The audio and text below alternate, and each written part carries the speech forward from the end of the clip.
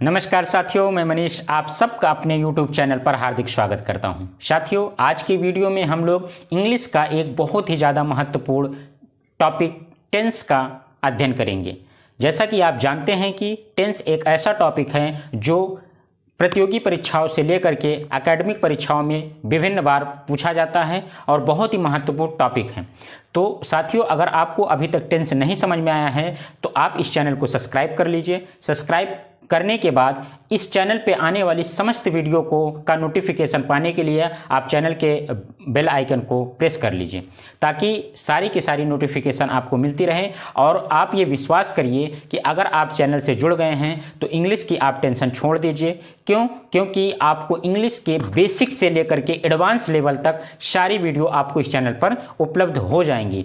इस वजह से आप इस चैनल को सब्सक्राइब कर सकते हैं। और साथियों, अगर आपको वीडियो अच्छी लगती है, आप पूरा वीडियो देखिए। अगर आपको वीडियो अच्छी लगती है तो आप इस चैनल को अपने दोस्तों तक शेयर कर सकते हैं और अपना रिप्लाई के माध्यम से, कमेंट के माध्यम से अपना रिप्लाई जरूर दीजिएगा। ठीक है साथियों, आइए बहुत ज़्यादा लेट ना करते हुए वीडियो की शुरुआत करते हैं। और टॉपिक का नाम है आज का टेंस। बहुत ही ध्यान से आप सुनिएगा। देखिए, इस टॉपिक का क्या नाम है आज का? टेंस। साथियों, टेंस क्या होता है? इंग्लिश में जो टेंस होता है इसका बहुत ही ज़्यादा क्रेज है। ऐसा कहा जाता है कि अगर आप इंग्लिश के टेंस को और टेंस के साथ वॉइस और नरेशन को आप पूरी तरह से पढ़ लेते हैं, समझ लेते हैं, तो आधी से ज़्यादा इंग्लिश आपके हाथों में आ जाती है। क्योंकि एक ऐसा टॉपिक है जो बेस मजबूत करता है। आपके इंग्लिश का बेस मजबूत करने के लिए इंग्लिश में जो टेंस है उसका हम लोग प्रयोग करते हैं। विभिन्न प्रकार के सेंटेंस इसके माध्यम से हम लोग बनाना सीख जाएंगे। तो टेंस का मतलब क्या होता है? अगर कोई आपसे पूछे कि टेंस का हिंदी अर्थ क्या होता है, तो टेंस का हिंदी अर्थ होता है, क्या होता है? काल होता है। क्या होता है दोस्तों? काल। और काल क्या होता है? काल तो संस्कृत शब्द है। तो काल का अर्थ होता है समय। क्या होता है? समय होता है। ठीक है साथियों, और जैसा कि आप जानते हैं आज के इस कंपटीशन युग में इसका केवल एक ही अर्थ नहीं होगा। टेंस का मतलब काल होता है, समय होता है, ठीक है, लेकिन टेंस का मतलब एक और अर्थ हिंदी में होता है जिसे बोलते हैं चिंतित होना। क्या होना? चिंतित होना। चिंतित होना। देखिए, आपने सुना होगा कि टेंस से ही टेंशन बना है, और टेंशन का मतलब क्या होता है? चिंता या तनाव में होना। ठीक है साथियों, ये तो रही बात इसके हिंदी अर्थ की। आप इसे केवल नॉर्मली याद कर सकते हैं कि टेंस का क्या क्या अर्थ होता है। तो टेंस का पहला अर्थ होता है कि टेंस मतलब काल, काल का मतलब होता है समय, जिसके बारे में हम लोग आज अध्ययन करेंगे। और दूसरा इसका हिंदी अर्थ होता है चिंता में रहना या चिंतित होना या तनाव में रहना। ठीक है साथियों, आइए हम लोग अपने टॉपिक की शुरुआत करते हैं, जिसे हम लोग क्या कहते हैं? टेंस कहते हैं। ठीक है, देखिए, टेंस का जो पार्ट है हम लोग इसको 3 भाग में पढ़ते हैं। कितने भागों में? 3 भागों में। पहला है प्रेजेंट टेंस। कौन सा? Present tense. ठीक है साथियों, पहले टेंस का नाम है प्रेजेंट टेंस, दूसरे का नाम है पास्ट टेंस। क्या है? Past tense. और तीसरे का नाम है आपका फ्यूचर टेंस। क्या चीज? Future tense. ठीक है साथियों, अगर कोई आपसे पूछता है कि टेंस कितने प्रकार के होते हैं, तो टेंस 3 प्रकार के होते हैं। नंबर 1 प्रेजेंट टेंस, यानी कि वर्तमान काल। क्या होता है? वर्तमान काल। ठीक है साथियों, दूसरा होता है पास्ट टेंस, यानी कि भूतकाल। क्या होता है? भूतकाल। और तीसरा होता है फ्यूचर टेंस, यानी कि भविष्यकाल। क्या होता है? भविष्य काल। ठीक है साथियों, वर्तमान काल का मतलब है जो कार्य चल रहे हैं, जो आपके रूटीन में आ रहे हैं, जो आप लगातार कर रहे हैं, वो सारे के सारे टेंस क्या कहलाएंगे? प्रेजेंट टेंस कहलाएंगे। दूसरा है पास्ट टेंस, ऐसा कोई कार्य, ऐसा कोई वर्क जो आप कर चुके हैं, जो बीत चुका है, उसे हम लोग क्या बोलते हैं? पास्ट टेंस, यानी भूतकाल। और तीसरा एक ऐसा कार्य जो होने वाला है, जो कुछ होगा भविष्य में, उसे हम लोग क्या कहते हैं? भविष्यकाल या फ्यूचर टेंस कहते हैं। साथियों, ये तो नॉर्मल सी बात थी जो हम इसका थोड़ा सा बेसिक था, इंग्लिश के टेंस का थोड़ा बेसिक था। इसके बाद हम लोग आज जो शुरुआत करेंगे वो शुरुआत करेंगे प्रेजेंट टेंस से। यहाँ से हम लोग सेंटेंस और इसके कुछ फार्मूले देखेंगे, उसके बाद इसको बनाना सीखेंगे कि प्रेजेंट टेंस में आने वाले सेंटेंस को हम लोग किस प्रकार से सॉल्व करते हैं। ठीक है साथियों, आइए शुरुआत करते हैं पहला tense present tense. Present tense यानी वर्तमान काल। अगर कोई कहे कि कोई सेंटेंस लिखा हुआ है तो कैसे हम पहचानेंगे कि वो वर्तमान काल है या नहीं, तो सबसे पहले हम एक छोटा सी पहचान जानने की कोशिश करते हैं कैसे इसको पहचाने के। देखिए, किसी भी वाक्य के अंत में अगर है शब्द आता है, क्या आता है शब्द आता है, हो शब्द आता है या हूं शब्द आता है, तो ये कौन से टेंस होंगे? वर्तमान काल होंगे, यानी प्रेजेंट टेंस होंगे। अगर कोई आपसे पूछता है प्रेजेंट टेंस की क्या पहचान है, तो वाक्य के अंत में क्या आएगा? है, हो या हूं आदि शब्द आ सकते हैं। ठीक है साथियों, इसके बाद हम लोग प्रेजेंट टेंस के 4 सब टेंस के बारे में पढ़ेंगे, जिसमें पहला है present indefinite tense. Present indefinite tense. ठीक है साथियों, प्रेजेंट इंडेफिनिट टेंस पहला है। दूसरा क्या है? Present continuous tense. दूसरा हो गया प्रेजेंट कॉन्टिन्यूअस टेंस। तीसरा हो जाएगा प्रेजेंट परफेक्ट। क्या हो जाएगा? Perfect tense. Present perfect tense. और चौथा हो जाएगा प्रेजेंट परफेक्ट कॉन्टिन्यूअस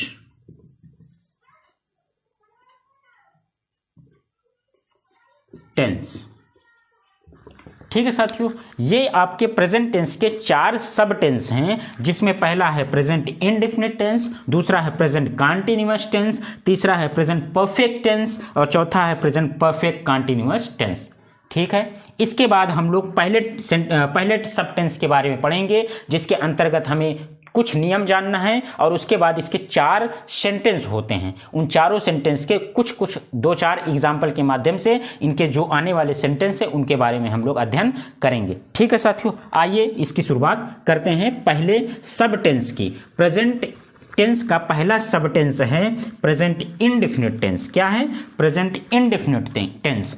अभी तक साथियों हमने देखा कि प्रेजेंट टेंस की जो पहचान थी वो वाक्य के अंत में है आ रहा था, लेकिन अगर आपसे कोई सवाल पूछता है कि प्रेजेंट इंडेफिनिट टेंस अगर आ रहा है सेंटेंस में, उसे कैसे पहचानेंगे, तो प्रेजेंट इंडेफिनिट टेंस को पहचानने के लिए बहुत ही आसान तरीका है। क्या है कि जो भी कार्य रेगुलर हो रहे हैं, यानी जो आपकी आदत में है, जो काम आप अपने रूटीन में कर रहे हैं, हैबिट में कर रहे हैं, वो सारे के सारे टेंस क्या हो जाएंगे? प्रेजेंट इंडेफिनिट टेंस हो जाएंगे। वैसे तो आप इसको पहचानने के लिए ज्यादातर वाक्य के अंत में क्या आता है? ता है, ती है या ते हैं, ऐसे कुछ शब्द आते हैं, परंतु केवल यहीं तक सीमित नहीं है। अब कुछ ऐसे रूटीन होते हैं, रूटीन में कुछ ऐसे कार्य होते हैं जो आपके डेली लाइफ से जुड़े होते हैं, डेली रूटीन में होते हैं, वो भी कौन से टेंस कहलाते हैं? वो भी प्रेजेंट टेंस ही होते हैं। तो उसी प्रेजेंट टेंस के अंतर्गत अगर आपसे कहा जाए कि प्रेजेंट इंडेफिनिट टेंस की क्या पहचान है, तो वाक्य के अंत में ता है, ती है, ते हैं जैसे आदि शब्द आते हैं। इससे हम लोग एक अनुमान लगा लेते हैं कि ये कौन सा टेंस है? प्रेजेंट इंडेफिनिट टेंस है। ठीक है साथियों, इसी प्रेजेंट इंडेफिनिट टेंस के कुछ बेसिक फार्मूले हैं, कुछ बेसिक रूल हैं, उसके बारे में हम लोग जान लेते हैं और फिर सेंटेंस बनाने की शुरुआत करते हैं। ठीक है साथियों, आइए। तो प्रेजेंट इंडेफिनिट टेंस की पहचान हम लोगों ने जान लिया कि वाक्य के अंत में ता है, ती है, ते है आदि शब्द आते हैं और कुछ डेली रूटीन होते हैं, वो भी आपके प्रेजेंट इंडेफिनिट टेंस में होते हैं। तो उसी को आगे बढ़ाते हुए हम लोग कुछ नियम के बारे में जान लेते हैं। कुछ एक नियम है, उसके बारे में हम लोग अच्छे से जान लेते हैं। पहला देखिए, पहला नियम ये है कि जो सब्जेक्ट होता है, किसी भी सेंटेंस में जो सब्जेक्ट होता है वो सब्जेक्ट 2 प्रकार से हो सकता है। या तो वो सिंगुलर नंबर होगा या फिर वो प्लूरल नंबर होगा, यानी वो एक वचन भी हो सकता है और बहुवचन भी हो सकता है। अगर सिंगुलर नंबर होता है, कौन? अगर सेंटेंस सिंगुलर नंबर होता है, सिंगुलर नंबर, अगर सब्जेक्ट सिंगुलर नंबर यानी एक वचन होता है। अब आप ये भी जानिए कि सिंगुलर नंबर कौन कौन से होते हैं। तो सिंगुलर नंबर में होता है आपका क्या? एग्जाम्पल के माध्यम से देखते हैं। ही, शी, इट या किसी का नाम, नेम। ही मतलब वह, सी वह स्त्रीलिंग, इट या किसी का नाम, ही सी इट या किसी का नाम अगर आता है सब्जेक्ट के रूप में तो इनका प्रयोग हम लोग इसे हम लोग क्या कहेंगे, सिंगुलर नंबर कहेंगे। और इसके बाद क्या है दूसरा, ये पहला हो गया। दूसरा है सब्जेक्ट किस प्रकार का हो सकता है, प्लूरल नंबर, प्लूरल नंबर यानी कि बहुवचन। कैसा, बहुवचन सब्जेक्ट हो सकता है। कौन कौन से, जैसे यू, आई, वी, दे या अन्य बहुवचन संख्याएं जैसे गर्ल्स, बॉयज, ये सारे के सारे क्या हो जाएंगे, प्लूरल नंबर हो जाएंगे। तो अगर देखिए, अगर प्रेजेंट इंडेफिनिट टेंस में यानी वाक्य के अंत में अगर ता है, ती है आ रहा है और उस सेंटेंस की शुरुआत अगर ही से हो रही है, सी से हो रही है या इट या किसी के नाम से हो रही है, ठीक है साथियों।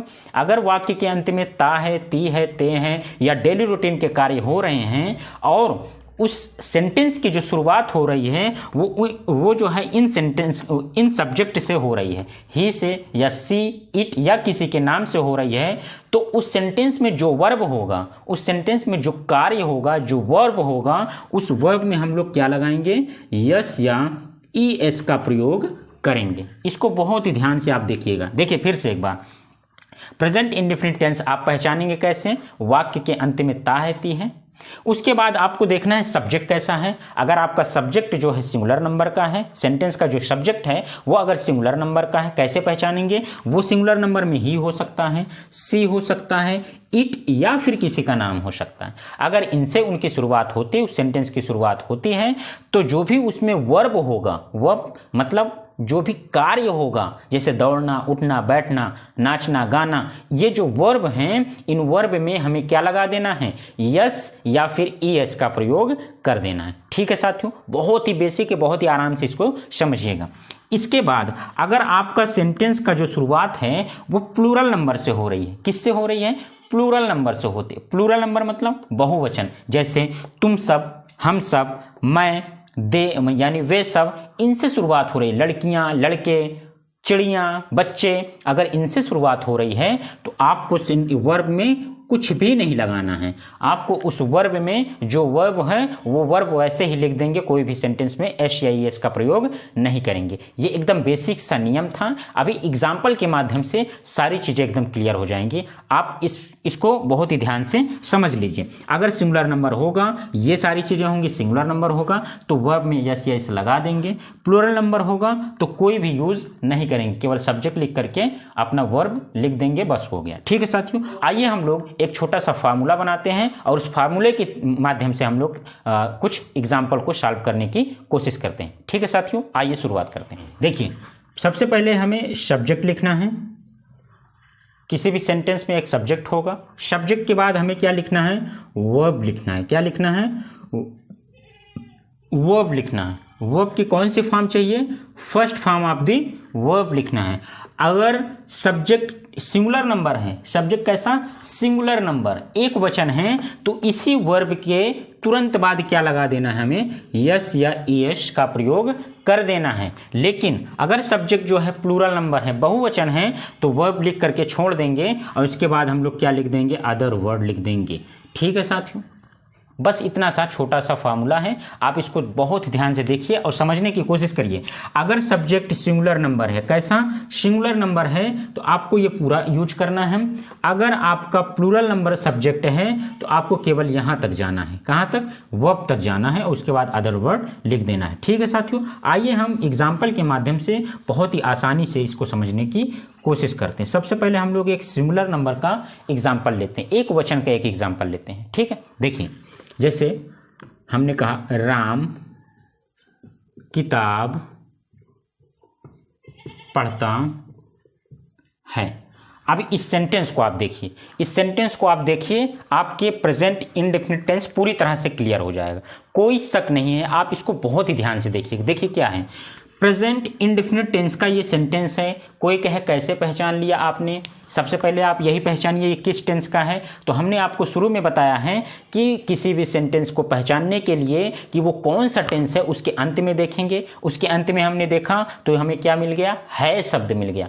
ता है से हमें मतलब नहीं है, अभी हमें क्या मिला है, यानी जब है शब्द अंत में आ रहा है तो वो कौन सा टेंस है, प्रेजेंट टेंस है, इनडेफिनिट नहीं बोलना, क्या बोलना है, प्रेजेंट टेंस। क्यों, क्योंकि हमने अभी आपको बताया है कि किसी भी वाक्य के अंत में अगर है शब्द केवल आता है तो वो प्रेजेंट टेंस होता, ठीक है इतना। इसके बाद अगला पहचान क्या था कि हमने ये पढ़ा है कि प्रेजेंट टेंस भी प्रेजेंट टेंस के 4 सब टेंस होते हैं, तो उसमें से हमने अभी तक जो पढ़ा वो प्रेजेंट इंडेफिनिट टेंस पढ़ा। तो चलिए उसको अगर हमको पहचानना होगा कि प्रेजेंट इंडेफिनिट टेंस है अगर, तो हम कैसे पहचानेंगे, तो उसको पहचानने का हमने एक बहुत ही आसान तरीका बताया था कि क्या होता है, वाक्य के अंत में ता है होता है, क्या होता है, ता है, ती है, ते है। तो यहां देखिए आपको क्या मिल गया, पढ़ता है, पढ़ता है, देखिए यहां पे ता है मिल गया, तो सॉरी अभी यहां पे आपको क्या मिल गया, ता है मिल गया। तो ता है कौन सा टेंस है,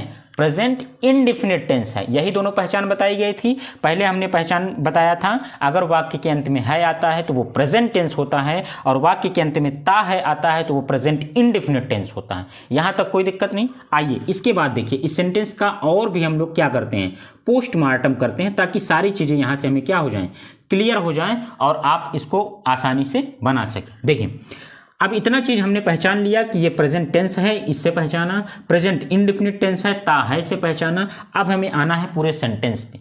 पूरे सेंटेंस को हमने देखा तो हमें एक सब्जेक्ट मिल रहा है, कैसे पहचानेंगे, सब्जेक्ट कहाँ है, तो उसको भी आइए सीख लेते हैं। देखिए सब्जेक्ट पहचानने के लिए हमें यहाँ सवाल करना पड़ेगा, किताब पढ़ता है, कौन किताब पढ़ता है, तो हमें क्या सवाल करना पड़ेगा, कौन किताब पढ़ता है, तो जवाब मिलता है राम किताब पढ़ता है।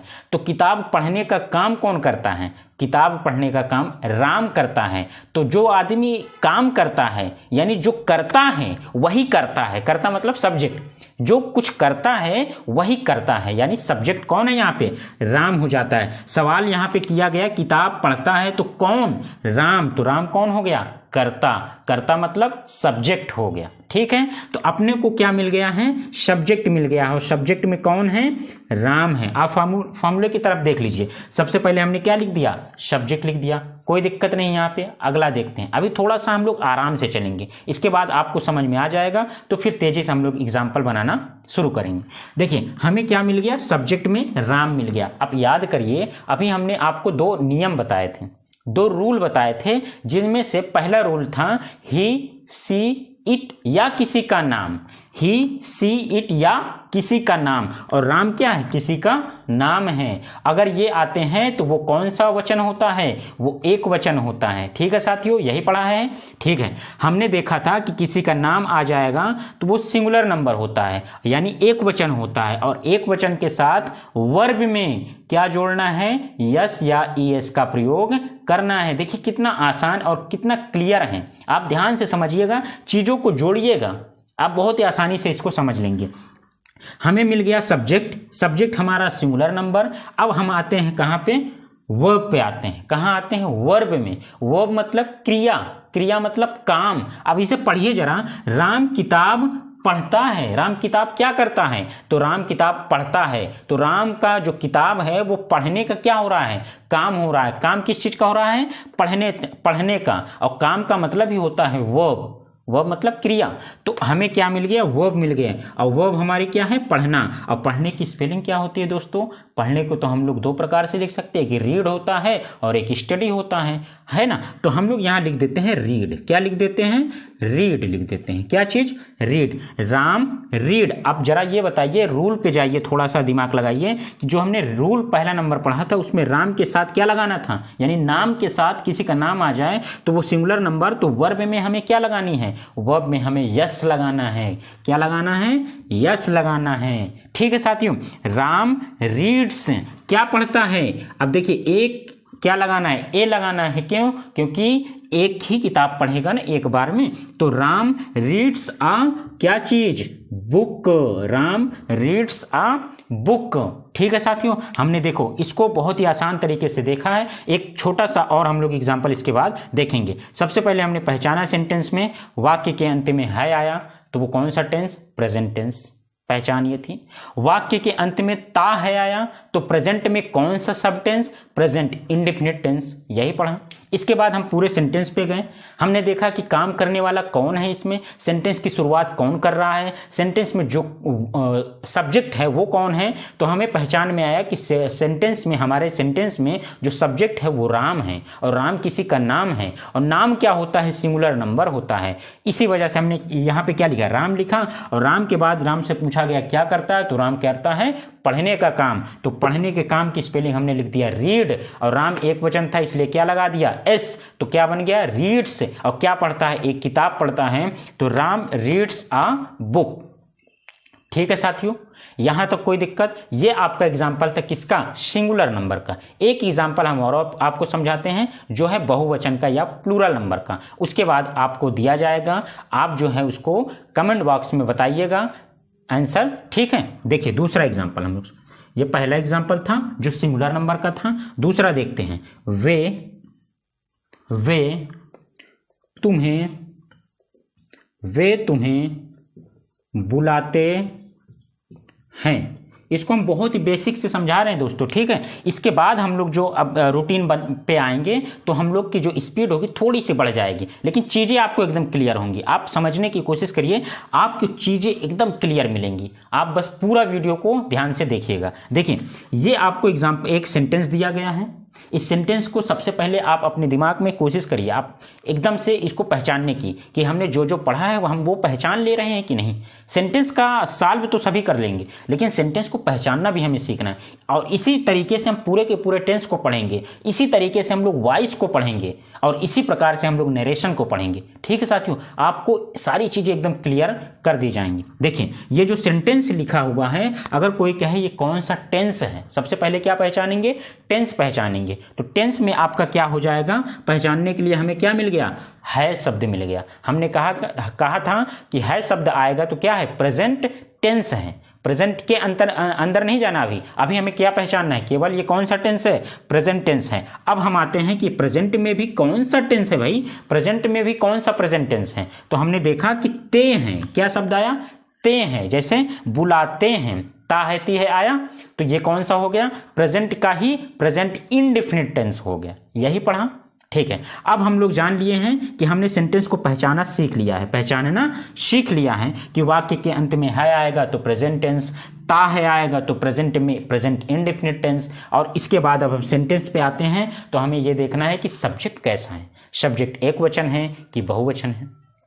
ठीक है, देखिए सब्जेक्ट पहचानने के लिए हमें यहाँ, जब हम यहाँ आते हैं सेंटेंस पे, तो वे तुम्हें बुलाते हैं। कौन तुम्हें बुलाते हैं, सवाल आया, कौन तुम्हें बुलाते हैं, तो आंसर आता है वे तुम्हें बुलाते हैं। वे यानी काम करने वाले कौन है, वे सब हैं, वे लोग हैं, वे तुम्हें बुलाते हैं। तो हमें क्या मिल गया यहाँ, वे, यहाँ पे क्या मिल गया, सब्जेक्ट मिल गया। और वे की इंग्लिश क्या होती है, दे। क्या होती है, दे होती है। ठीक है साथियों, वे का क्या होता है, दे होता है। इसके बाद देखो, हमने लिख दिया दे।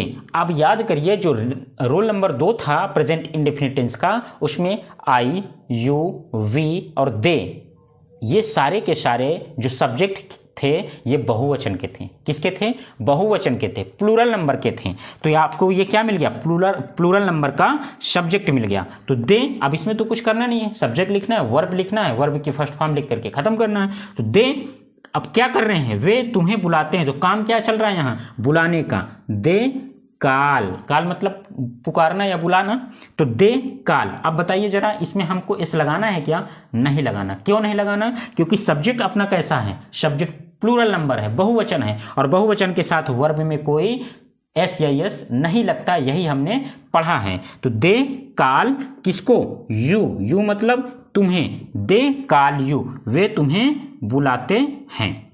ये आपका अदर वर्ड हो गया या ऑब्जेक्ट हो गया। ठीक है, दे काल यू, वे तुम्हें बुलाते हैं। ठीक है साथियों, देखो इसकी ये हो गई, और उसके बाद बुलाने की स्पेलिंग हमने काल लिख दिया, एस नहीं लगाया क्योंकि ये बहुवचन था, और उसके बाद यू बचा था तो यू लिख दिया। ठीक है, यहाँ तक कोई दिक्कत, बहुत ही आसानी से, बहुत ही आराम से हैं। हमने इन 2 सेंटेंस के माध्यम से प्रेजेंट टेंस का, प्रेजेंट इंडेफिनिट टेंस का अफर्मेटिव सेंटेंस, ये सेंटेंस भी कैसा था, ये सेंटेंस आपका कैसा है, ये सेंटेंस आपका अफर्मेटिव है। कैसा, अफर्मेटिव सेंटेंस है। ठीक है, यानी सकारात्मक वाक्य है।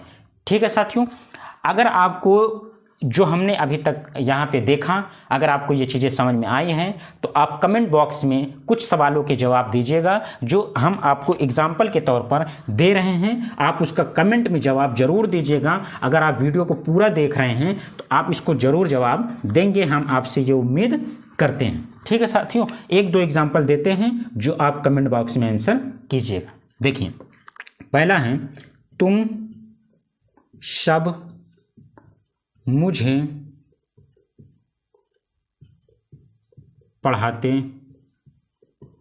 हो, एक इसको बनाइएगा। दूसरा है, राजू अपना खाना पकाता है। दो सेंटेंस हैं, एक सिंगुलर नंबर का है, एक प्लूरल नंबर का है, यानी एक वचन का है, एक बहुवचन का है। दोनों सेंटेंस का जवाब हमें चाहिए, कहाँ पे चाहिए? कमेंट बॉक्स में। कमेंट बॉक्स के अंतर्गत के अंदर आप इसको क्या करेंगे? रिप्लाई करेंगे। और इसके बाद इसके अलावा, इन दोनों का जवाब देने के अलावा आप ये भी बताएंगे कि आपको ये वीडियो कैसी लगी है। आप अगर वीडियो को पूरा देखे हैं तो आप इसको ज़रूर जवाब दीजिएगा कि वीडियो कैसी लगी है और इस सीरीज को हम लोग आगे कंटिन्यू करें या ना करें, क्योंकि इसी प्रकार के आज तो हम लोगों ने थोड़ा सा ज़्यादा डिटेल में देख लिया है। कल से हम लोग चीज़ों को अब थोड़ा सा क्या हो गया, आप समझ गए हैं कैसे हमें सेंटेंस को सॉल्व करना है, तो उसी के माध्यम से स्पीड भी थोड़ी सी तेज हो जाएगी और 2-4-6 वीडियो के अंतर्गत हम लोग पूरे के पूरे टेंस को सॉल्व कर लेंगे। उसके बाद हम आपको वॉइस के वीडियो आपको देंगे, वॉइस, और वॉइस के बाद हम लोग नरेशन के बारे में पढ़ेंगे। इस प्रकार से करके फिर इसके बाद हम लोग जो है पार्ट्स ऑफ स्पीच की तरफ बढ़ेंगे। ठीक है साथियों, आपने अभी तक अगर चैनल को सब्सक्राइब नहीं किया है तो अगर आपको वीडियो अच्छी लगती है, वाकई में आपको अगर वीडियो ठीक लग रही है तो आप इसे लाइक कर सकते हैं। अपना जवाब जो है कमेंट बॉक्स में ज़रूर दीजिएगा। और अगर आपने अभी तक अपने दोस्तों के साथ शेयर नहीं किया है तो प्लीज़ आप सपोर्ट करिए और अपने दोस्तों तक क्या करिए, इस चैनल को शेयर कीजिए। अगर आपको वीडियो अच्छी लगती है तो आप इसे देखते रहिए। बहुत बहुत धन्यवाद। Thank you so much. Best of luck.